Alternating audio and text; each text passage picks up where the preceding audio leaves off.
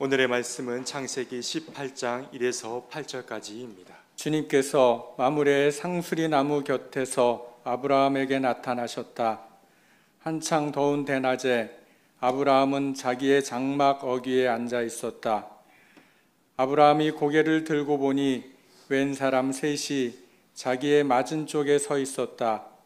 그는 그들을 보자 장막 어귀에서 달려나가서 그들을 맞이하며 땅에 엎드려서 절을 하였다. 아브라함이 말하였다. 손님들께서 저를 좋게 보시면 이 종의 곁을 그냥 지나가지 마시기 바랍니다. 물을 좀 가져오라고 하셔서 발을 씻으시고 이 나무 아래에서 쉬시기 바랍니다. 손님들께서 잡수실 것을 제가 조금 가져오겠습니다. 이렇게 이 종에게로 오셨으니 좀 잡수시고 기분이 상쾌해진 다음에 길을 떠나시기 바랍니다. 그들이 대답하였다. 좋습니다. 정 그렇게 하라고 하시면 사양하지 않겠습니다. 아브라함이 장막 안으로 뛰어들어가서 사라에게 말하였다. 빨리 고운 밀가루 3쌀을 가지고 와서 반죽을 하여 빵을 좀 구우시오. 아브라함이 집 짐승떼가 있는 데로 달려가서 기름진 좋은 송아지 한 마리를 끌어다가 하인에게 주니 하인이 재빨리 그것을 잡아서 요리하였다. 아브라함이 엉긴 젖과 우유와 하인이 만든 송아지 요리를 나그네들 앞에 차려놓았다. 그들이 나무 아래에서 먹는 동안에 아브라함은 서서 시중을 들었다. 이는 하나님의 말씀입니다. 하나님 감사합니다. 오신 주님께서 주시는 위로와 소망과 새롭게 하시는 은혜가 저와 여러분 위에 함께 하시기를 빕니다. 그리고 연일 정치적인 혼란과 갈등을 반복하는 대한민국 위에도 주님의 은혜와 돌보심이 임하셔서 속히 안정과 평안을 되찾길 소망합니다. 지난 금요일은 감리교의 창시자인 존 웨슬리의 회심 기념일이었습니다. 286년 전에 1738년 5월 24일에 웨슬리는 어떤 집회에 참여했다가 거기서 변화를 체험하게 됩니다. 근데 이 웨슬리의 이 변화 기념일은 한 사람만의 변화를 기념하는 것이 아니라 세계 감리교의 시작일처럼 우리가 여기는 중요한 날이기도 합니다. 참 하나님의 은혜는 인간이 생각할 수 없는 영역에서 일어나는 것 같습니다. 한 사람이 예수 그리스도 안에서 바르게 변하자 영국이라는 사회와 나라가 바뀌었고 세계사엔 그전에 없었던 감리의 운동이라고 하는 새로운 운동이 생기게 되었던 것입니다. 그러한 변화, 하나님 안에서의 올바른 변화, 그러한 변화는 웨슬리 한 사람에게만 일어나서는 안 되겠죠. 우리 감리교인들 그리고 이 시대 믿음을 가지고 살아가는 모든 이들에게 웨슬리에 일어났던 그런 올바른 변화가 일어나면 좋겠습니다. 오늘은 5월의 마지막 주일이며 성부, 성자, 성령 삼위일체 하나님이 한 분이심을 기념하는 날입니다. 교회력은 언제나 성령 강림절 다음 주일을 삼위일체 주일로 지키고 있습니다. 세 분이 한 분이면서 또한 한 분이 세 분이 되는 삼위일체. 이해하는 것도 쉽지 않지만 누군가에게 설명하려면 더 어려운 것이 이 삼위일체입니다. 그저 교회를 오래 다녀서 귀에 익숙해서 좀 그런가 보다 하고 생각하는 것이 삼위일체일 수도 있습니다. 삼위일체에 대해서 이해하려거나 또한 설명하는 것은 좀 어렵지만 삼위일체론의 역사를 설명하는 것은 좀 상대적으로 쉽습니다. 교회는 325년에 니케아 공의회에서 모여서 삼위일체에 대한 논의를 시작했습니다. 그 논의를 시작하고 약 126년이 지난 다음에 칼케돈 공의회에 이를 때까지 수차례의 공회를 열어서 초대교회는 삼위일체론을 정리했습니다. 삼위일체론에 있어서 핵심적인 주제는 예수 그리스도의 신성과 인성이었습니다. 예수 그리스도의 신성을 강조하는 파와 예수 그리스도의 인성을 강조하는 파가 나뉘어 싸웠습니다. 아주 팽팽하게 맞섰고 그저 의견을 달리하는 사람에 대해서 그를 인정하지 않으면서 싸웠을 뿐 아니라 심지어는 서로를 죽였습니다. 삼위일체론과 또한 삼위일체론의 이 교리의 역사를 살펴보면 그러한 사실을 깨닫게 됩니다. 우리 하나님은 한 분이면서 세 분이 되었다가 또한 세 분이 되었다가 다시 한 분이 되는 이렇게 수용력이 크신 하나님이신데 그 하나님을 믿고 따르는 그 예수님과 성령님을 믿고 따르는 우리 인간들은 그렇지 않다는 것입니다. 인간은 거룩하신 성부, 성자, 성령 세 분인 동시에 한 분이 될 수도 있다라는 신비를 인정하면서도 나와 생각이 다른 사람을 포용하지 못하고 그를 제거해야만 만족하는 폭력적인 편협한 존재입니다. 한쪽으로는 거룩을 지향하면서도 한쪽으로는 얼마든지 잔혹해질 수도 있는 이중적인 존재가 인간이라는 것입니다. 이러한 이중적 모습, 인간의 이중성은 기독교인뿐 아니라 인간이 극복해내야 되는 존재론적 과제 중에 하나라고 이야기할 수 있겠습니다. 삼위일체 하나님과 삼위일체 교리사는 우리들에게 이러한 질문을 던지는 것 같습니다. 타자를 어떻게 대하며 살 것인가? 나와 의견이 다른 자를 어떤 자세로 대하며 살아야 하는가? 타인은 지옥이다 라는 말이 있습니다. 실존주의 철학자 사르트르가 출구 없는 방에서 한 말입니다. 인간은 자기중심적이고 이기적인 존재이다 보니까 타인을 지옥으로 경험할 때가 많은 것이죠.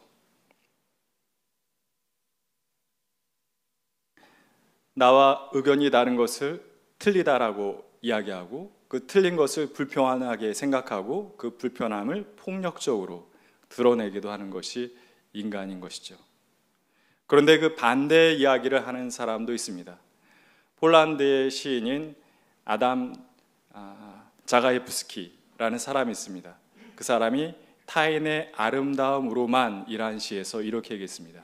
타인은 지옥이 아니다.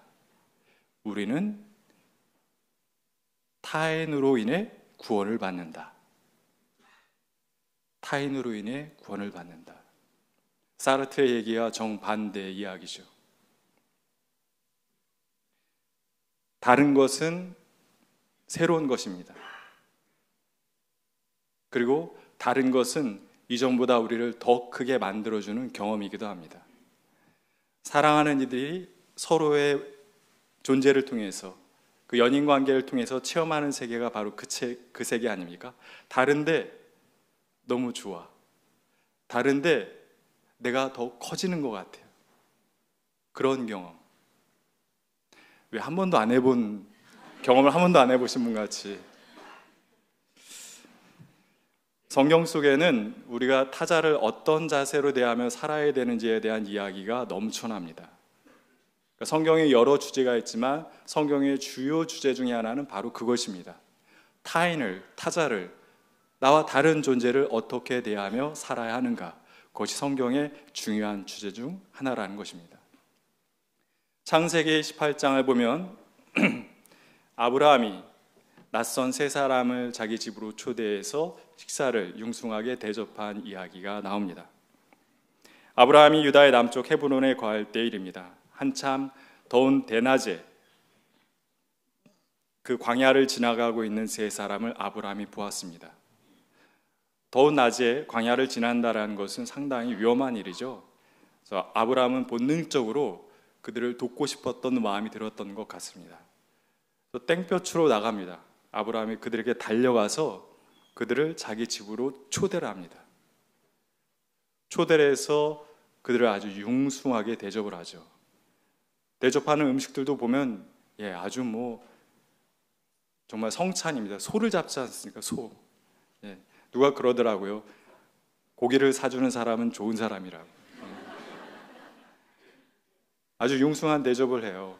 근데 음식만 좋은 것이 아니라 그 낯선 이들을 대하는 아브라함의 태도가 아주 인상적입니다. 신하가 왕을 섬기듯이 그 사람들 옆에 서서 시중을 계속 들어요. 아브라함은 그 낯선 자들을 아주 높이 존중했고 그들에게 자기가 할 수 있는 최대치의 환대를 한 것입니다. 그런데 사실 그들은 그냥 사람이 아니었습니다. 하나님과 두 천사였던 것입니다. 아브라함으로부터 융숭한 대접을 받은 하나님은 아브라함에게 복을 주십니다. 어떤 복을 주십니까? 네가 자식이 없는데 이삭이라는 아들을 낳게 될 것이다. 가지게 될 것이다. 그러한 복을 주시죠. 이 창세기 18장에게는 우린 살다 보면 어쩌다가 하나님을 대접할 수도 있게 된다라는 것이 아닙니다. 우리가 낯선 이를 환대하는 것은 마치 하나님을 환대하는 것과 마찬가지다라는 이야기입니다. 요한복음 15장의 말씀을 보겠습니다. 예루살렘에 마지막 유월절을 지키러 들어가신 예수님께서는 제자들을 모아놓고 아주 긴 이야기를 하십니다. 예수님께서 죽음을 앞두고 마지막으로 제자들에게 주신 말씀이기 때문에 그 말씀은 일종의 예수님의 유언의 성격을 띠고 있습니다. 아주 핵심적인 가르침이라는 것이죠. 그것은 마태복음 5, 6, 7장 소위 산상수훈이라고 부르는 그 부분에 마태복음에서 핵심적인 예수님의 가르침이 담겨 있는 것처럼 요한복음 13, 14, 15, 16장에는 예수님의 유언 같은 그 말씀에는 제자들을 향한 예수님의 핵심적인 가르침이 담겨 있습니다. 예수님 거기서 많은 여러 계명을 이야기하시다가 딱 축약하세요. 한 가지 계명으로. 그게 무슨 계명이죠? 내가 너희를 사랑한 것 같이 너희도 서로 사랑하라. 그 계명을 남겨주십니다. 15장 12절에서 15절을 읽어보겠습니다. 내 계명은 이것이다. 내가 너희를 사랑한 것과 같이 너희도 서로 사랑하여라. 사람이 자기 친구를 위하여 자기 목숨을 내놓는 것보다 더 큰 사랑은 없다. 내가 너에게 명한 것을 너희가 행하면 너희는 나의 친구다. 이제부터 내가 너희를 종이라고 부르지 않겠다. 종은 그의 주인이 무엇을 하는지 알지 못한다. 나는 너희를 친구라고 불렀다. 내가 아버지에게서 들은 모든 것을 너에게 알려주었기 때문이다. 예수님은 이 말씀에서 인간관계의 형태의 두 가지로 말씀하고 계십니다. 한 가지는 주인과 종의 관계, 또 한 가지는 친구 관계입니다. 종과 주인의 관계는 무엇입니까? 서열과 위계가 분명한 관계입니다. 인간관계의 많은 관계가 이러한 형태로 이루어져 있습니다. 그것은 단지 주인과 종만의 관계를 이야기하는 것이 아닙니다. 우열과 차등을 강조하는 모든 관계, 성별, 인종, 계급, 나이 등등 모든 우열과 차등을 강조하는 관계는 주종관계가 될 수 있습니다. 이 주종관계의 가장 큰 특징이 뭔지 아십니까? 예수님의 말씀에 따르면 그것은 서로를 알지 못한다라는 것이에요.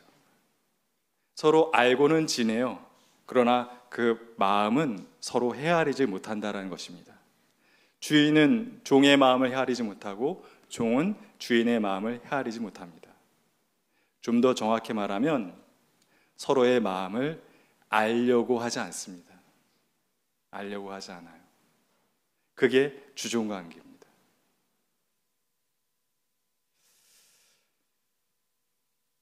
또 하나의 관계는 친구입니다. 친구 관계는 성별이 다르고 사회적으로 서 있는 자리가 다르고 또 나이가 달라도 얼마든지 될 수 있는 게 친구 관계입니다. 예수님도 제자들과 친구가 되셨지 않습니까? 저도 여러분과 친구가 되고 싶어요. 여러분들 원하십니까? 예. 친구가 되어 갑시다. 주종관계에 대비되는 친구관계의 가장 큰 특징은 무엇일까요? 그 반대죠. 반대로 생각하면 됩니다. 서로를 알되 잘 아는 관계가 친구관계입니다. 그 CM송이 떠오르지 않습니까? 말하지 않아도 알아요. 말하지 않아도 아는 관계가 친구관계예요. 친구는 일본어로 도모다치라고 합니다. 도모다치는 한자로 우달이에요. 벗우자에 통할 달입니다. 통해야 친구예요. 통하지 않으면 친구 아니고 그냥 아는 사람입니다.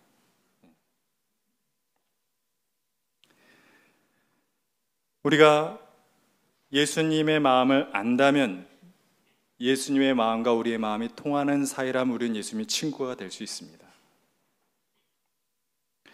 예수님 말씀하신 친구는 서로를 알고 알기에 사랑하고 사랑하기에 더욱 잘 알게 되고 그래서 그를 위해서 내 목숨을 내어줄 정도의 관계인 것입니다. 주종관계에서는 도저히 이룰 수 없는 관계가 바로 친구관계인 것이죠.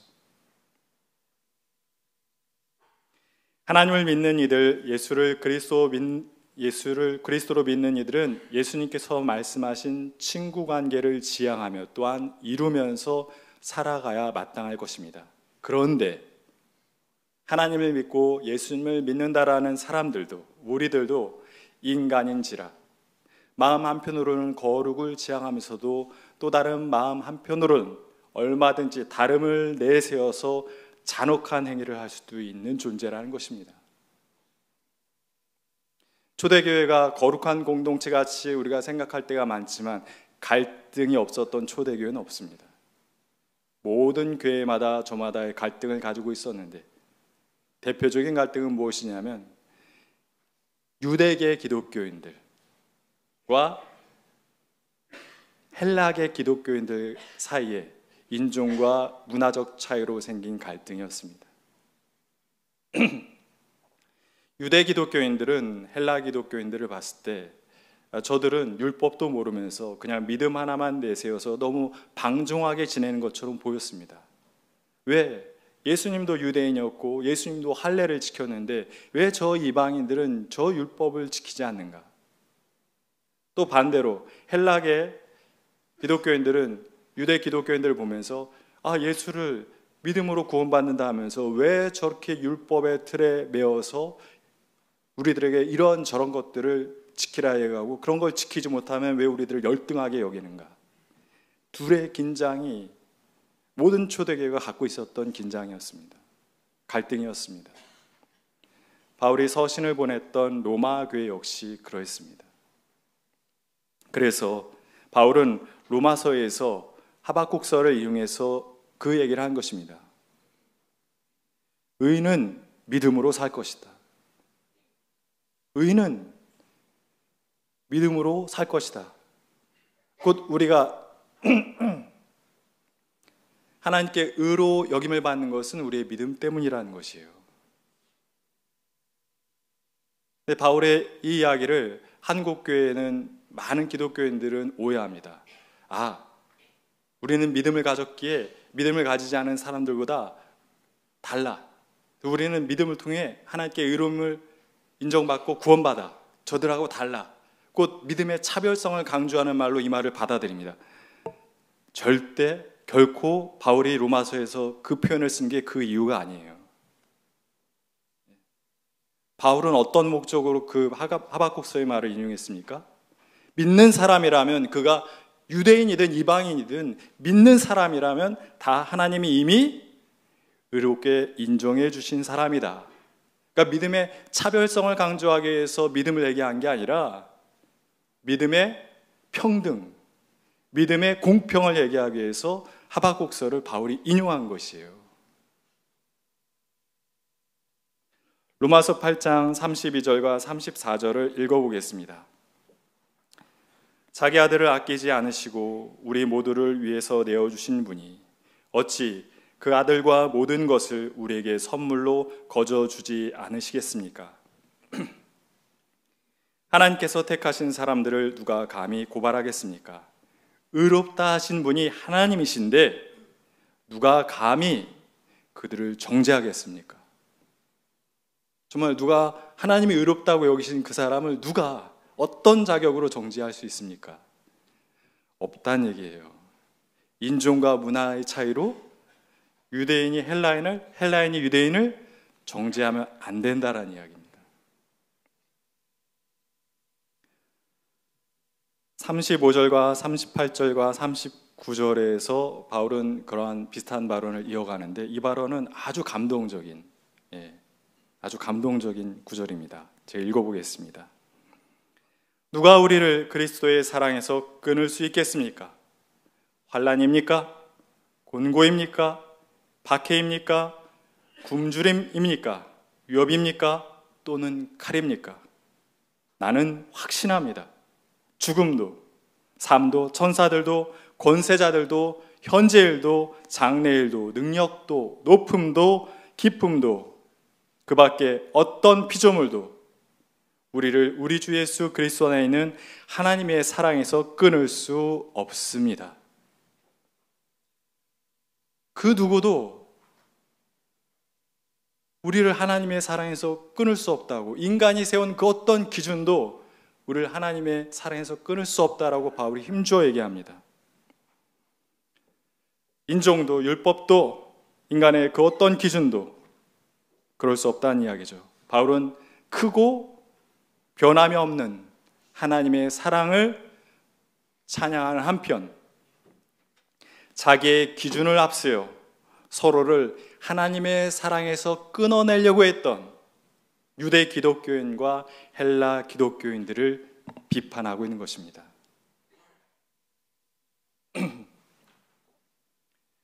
15세기에 활동한 러시아 화가 중에 안드레이 루블프라는 화가가 있습니다.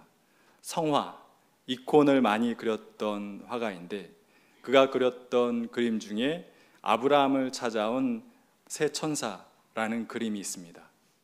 이 본래 제목이 그런데 본래 제목보다 새로 붙여진 이름이 더 유명한 그림입니다. 새로 붙여진 이름은 삼위일체라는 그림입니다.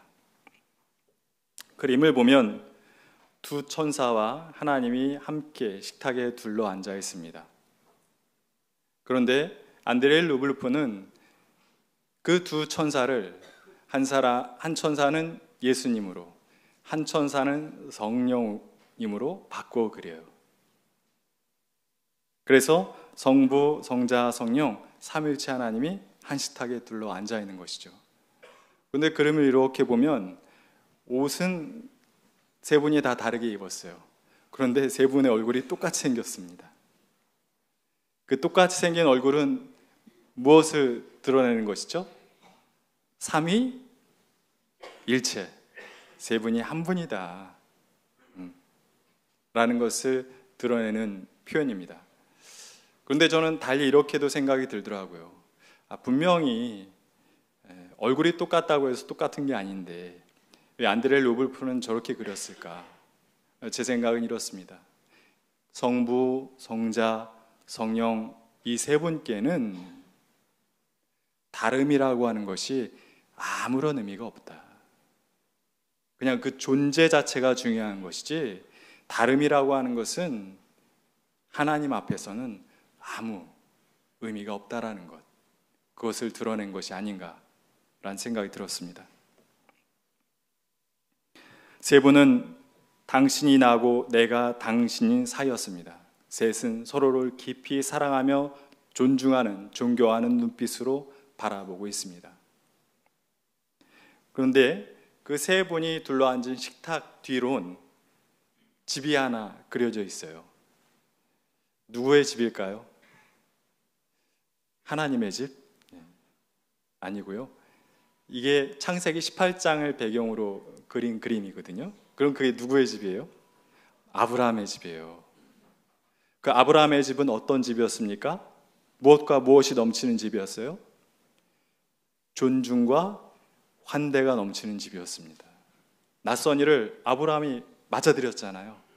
그리고 낯선 이를 존중했고 낯선 이를 아주 융숭히 대접하면서 환대했던 집이에요. 바로 그겁니다. 성부, 성자, 성령 삼위일체 하나님은 우리들 가운데 언제 현현하시냐? 우리가 낯섦과 다름을 넘어서 어떤 한 존재를 존중하고 그를 환대하는 자리, 그 자리에 삼위일체 하나님은 임재하신다. 안드레이 르볼프가 이 그림을 그릴 때 러시아는 역사의 암흑기를 보낼 때였습니다. 몽골이 일어나서 러시아를 공격했고 러시아 사람들을 집단 학살했고 약탈을 행했습니다. 그러기를 200년. 얼마나 큰 암흑이었겠습니까? 다름이 폭력의 이유가 되는, 다름이 지배와 피지배의 이유가 되는 그러한 시대. 안드레이 르볼프는 다름이 그러한 폭력과 지배의 이유가 되지 않는, 오히려 다름이, 낯설미, 존중과 환대의 이유가 되기를 바라는 세상을 꿈꾸면서 그 그림을 그렸다는 생각이 듭니다. 사실 우리도 그런 소망을 가지고 살아가지 않습니까? 누군가 나를 좀 존중해 줬으면, 누군가 나를 환대해 줬으면, 그와 내가 다름을 이유로 그가 나를 내치지 않기를, 나를 무시하지 않기를, 오히려 거기서 더 나아가서 내가 그에게 낯선 존재이기에, 또한 내가 그에게 다른 존재이기에 그 이유로 내가 그에게 존중받고 환대받았으면 하는, 그리고 거기서 더 나아가서 서로가 그 다름과 낯섦을 통해서 이전보다 더 큰 자리에 이를 수 있기를 우리는 소망하면서 살고 있지 않습니까? 정현종 시인의 방문객이라는 시가 있습니다. 사람이 온다는 것은 실은 어마어마한 일이다. 그는 그의 과거와 현재 그리고 그의 미래와 함께 오기 때문이다.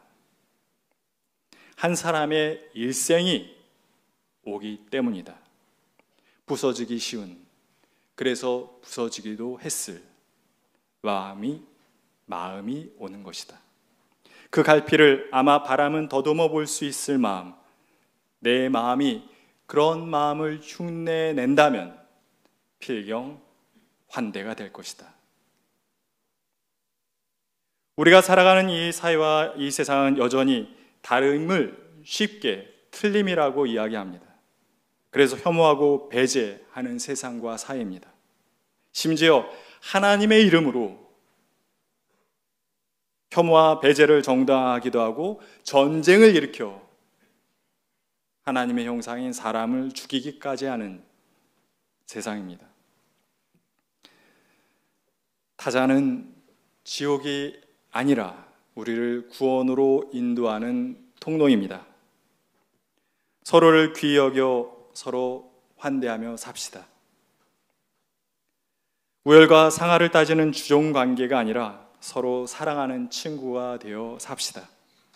다름을 이유로 서로 끝없이 대립하고 갈등하기보다는 우리 모두가 이미 하나님의 사랑받는 존재임을 인정하면서 평등하고 평화로운 공동체를 이루어 갑시다.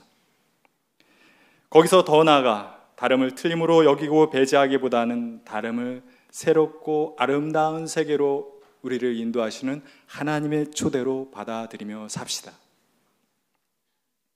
우리가 아브라함처럼 낯설고 다른 이를 존중하고 환대하기 위해서 식탁을 차릴 수 있다면 그 자리는 필경 삼위일체 하나님이 임하시는 자리가 될 것입니다. 새로운 한 주도 주신 말씀을 의지해 힘있고 바르게 살아가는 저와 여러분이 되시길 주님의 이름으로 기원합니다. 주신 말씀 기억하며 거듭의 기도를 드리겠습니다. 하나님, 낯설고 나와 다른 점이 많은 이를 쉽게 틀렸다 악하다 정죄하며 살아온 우리를 불쌍히 여겨 주십시오. 우리는 영원한 신비이며 영원한 알 수 없음이신 하나님을 다 안다 여기며 살아왔습니다. 우리 기준을 하나님의 기준 삼아 사람들을 쉽게 정죄하고 비난하고 혐오하고 배제하며 살아왔습니다. 그러다 보니 예수님이 주신 세 계명, 서로 친구가 되어 살아가라는 계명, 서로 사랑하라는 계명을 지키지 못했습니다. 하나님이 이미 사랑하고 계시는 사람들을 하나님의 사랑에서 끊어내려 했습니다. 주님, 우리에게 아브라함의 마음을 주십시오. 낯선 사람을 왕처럼 귀히 여겨 존중과 환대의 식탁을 차렸던 아브라함의 마음을 갖게 해 주십시오. 우리가 그렇게 낯선 이를 위해 존중과 환대의 식탁을 차릴 때 삼위일체 하나님도 그 자리에 함께 임하여 주십시오. 예수님의 이름으로 기도드립니다. 아멘.